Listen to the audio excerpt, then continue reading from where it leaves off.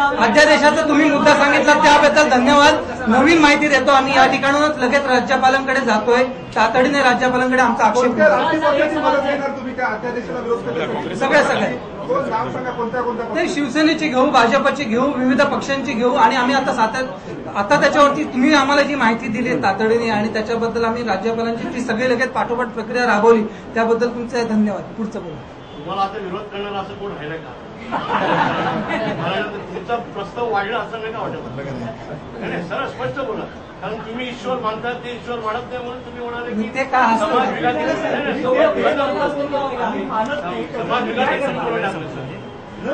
काय माहिती नाही ह्याचं एकदम गांभीर्याने मग आता बोलू द्या।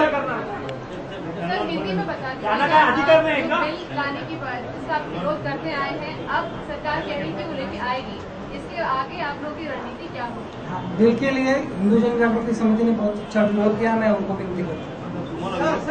बिल के लिए अभी तुरंत में एक लास्ट, अभी प्रश्न बहुत हो गए, एक लास्ट में इनका समरी करता हूँ मैं और यहाँ पे रुकता हूँ क्योंकि समय हो गया है पूरा। यहाँ पे समय मर्यादा है, आगे हमने भी जाना है। इस अध्यादेश के लिए तो पहले ही स्पष्ट भूमिका यहाँ पे बताई है। अध्यादेश के लिए पहला भी विरोध था, बाद में भी विरोध रहेगा क्योंकि ये वैचारिक लड़ा है।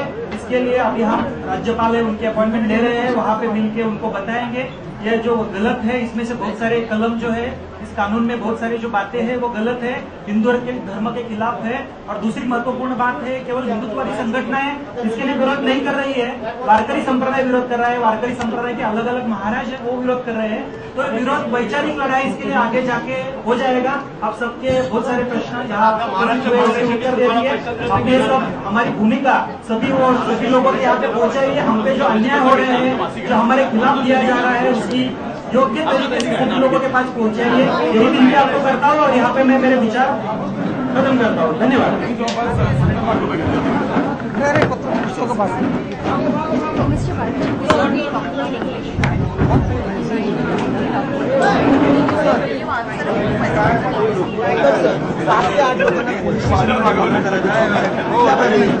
उत्तर दिल्या ठरवून आलेलो तुम्ही आमचं संवाद त्यामुळे काय प्रश्न राखीव ठेवले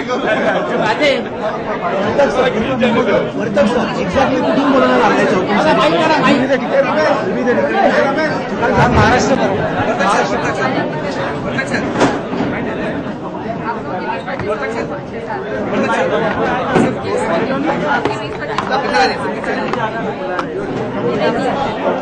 एजेंडा